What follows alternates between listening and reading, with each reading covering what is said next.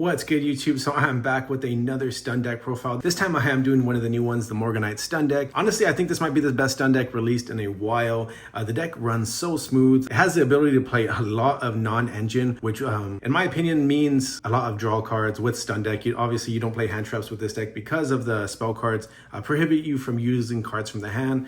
So we're pretty much just all gas, no breaks with this deck.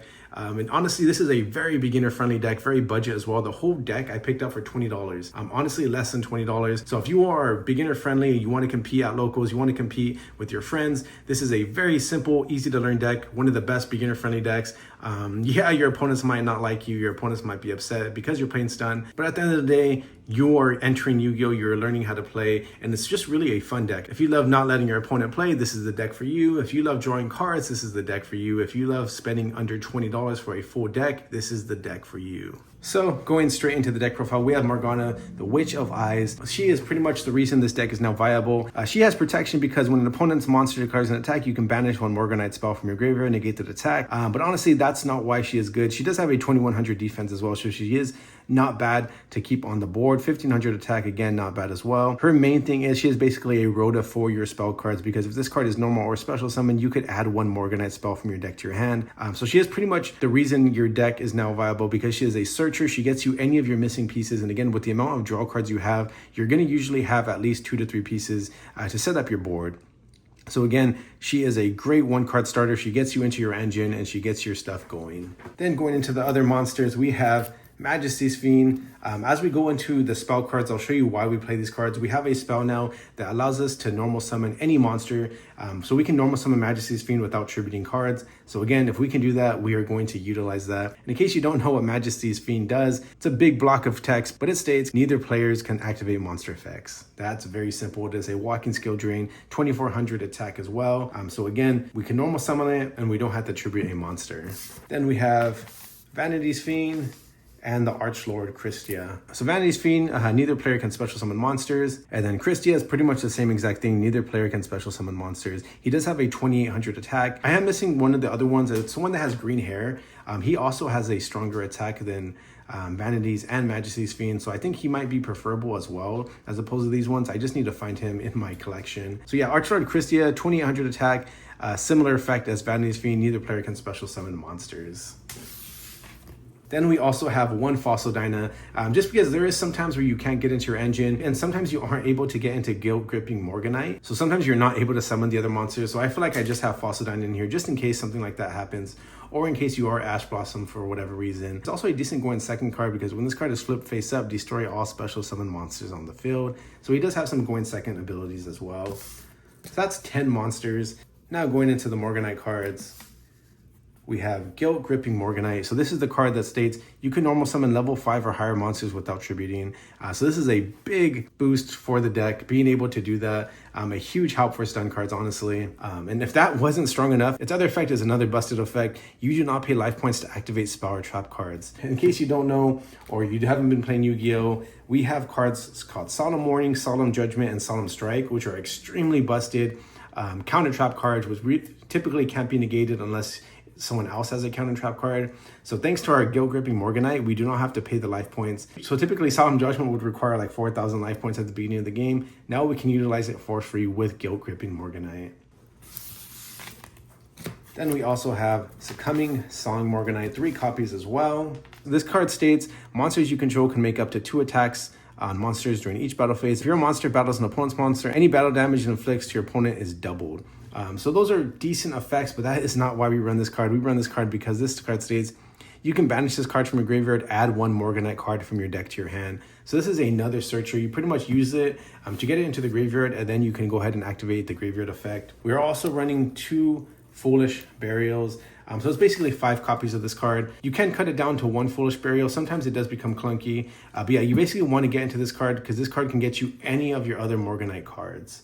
And then to finish out the Morganite cards, we have Time Turn Morganite, just one of them. This card states draw 2 cards instead of 1 for your normal draw during your draw phase. And this is for the rest of the duel as well. So every turn you would be drawing 2 cards. And then you can conduct 2 normal summon sets per turn, not just 1. So a decent card. Again, with the ability, now we have Foolish Burial Goods. We have the Morgana.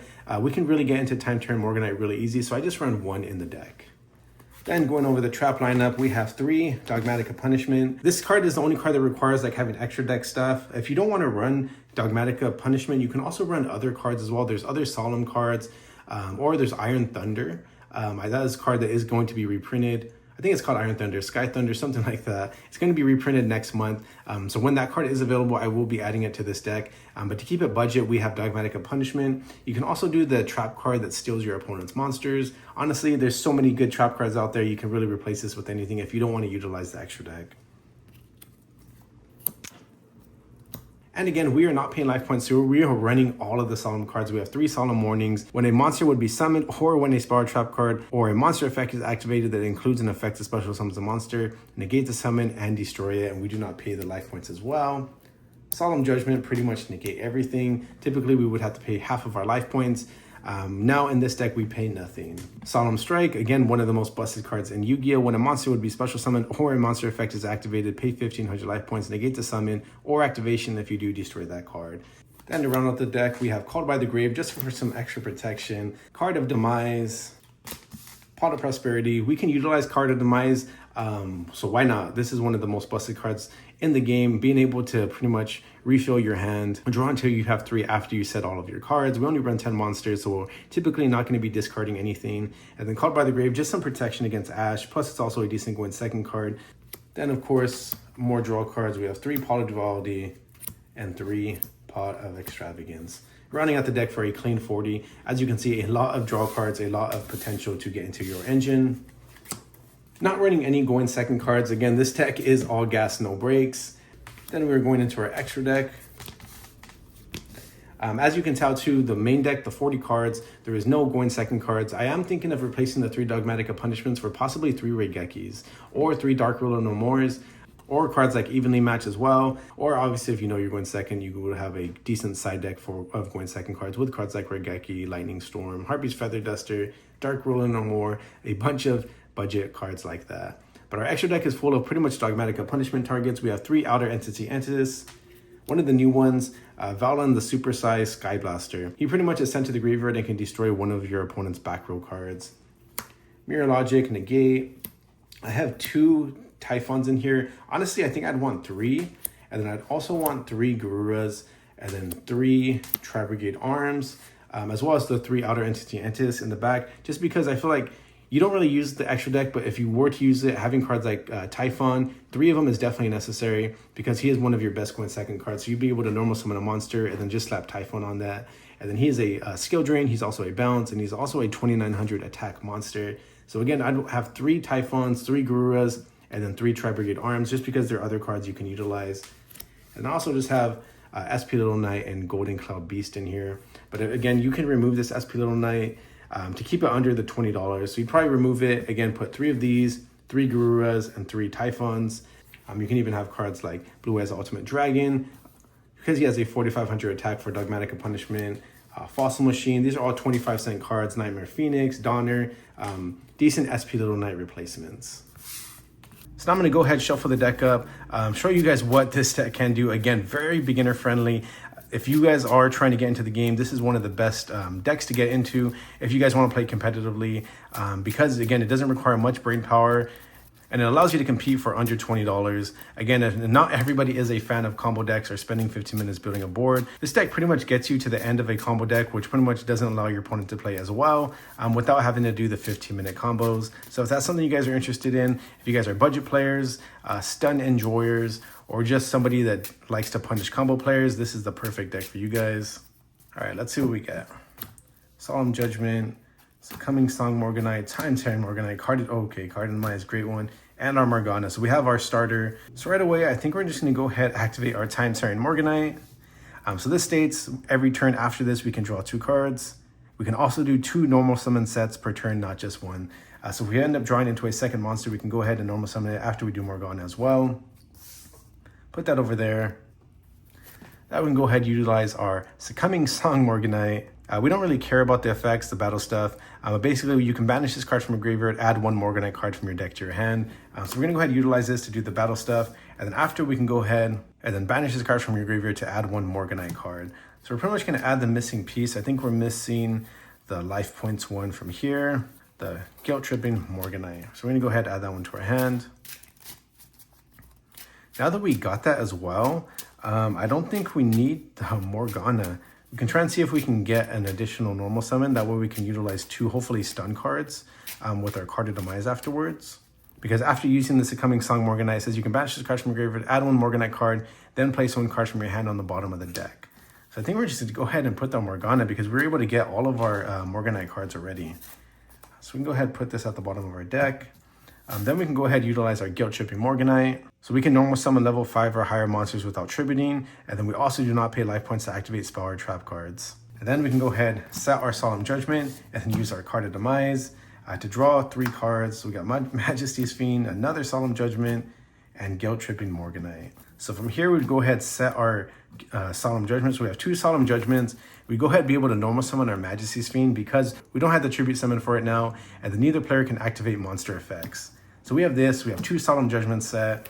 We have a guilt-tripping Morganite that we can go ahead and just, I guess we can go ahead and set this, or we already have one in our graveyard. This also states you can banish this card from your graveyard, then reveal 1 Morganite card in your hand, which we have, then place this card at the bottom of the deck and we can draw 1 card. So we're gonna go ahead and banish this, do this because it's basically a dead card. Go ahead and draw a card, and we have Solemn Warning. And remember, at the end of the turn, because of card of demise, we had to put all of our cards in the graveyard. So this was a really great card to draw because we go ahead and set our Solemn Warning. That's pretty much our end board. That is a crazy end board because we have Majesty's Fiend, 2400 attack, big body, and then neither player can activate monster effects. So it's a walking skill drain. We have 2 Solemn Judgments set, 1 Solemn Warning. So not able to summon or use any spell or trap cards to summon monsters. And then Solemn Judgments, this is 3 negates right here, on top of the walking skill drain negate. So that's it. That's what our full board would end up looking like. Again, this basically tells our opponent, no, they cannot do anything. If you guys want to see more test hands, more combo guides for this video, let me know if you guys want to see other alterations or additions I would add to this deck, if you want to increase the price of it as well. Again, let me know. Leave a comment. Again, please subscribe. One other shameless plug, I also do music in case you guys are not aware of. I have music under Apple and Spotify, pretty much all streaming platforms under Shiloh the Ghost God. I will also be leaving a description. I'll also be leaving a link to my other YouTube, which is my music channel. If that's something you guys are interested in, I do like a bunch of emo, rock/rap hybrid music. Again, if you guys are interested in that, I will leave a link for it in the description, or you can find me under Shiloh the Ghost God, any streaming services, Spotify, Apple Music. Yeah, I think that's all I got for you guys today. I'll catch you guys in the next video.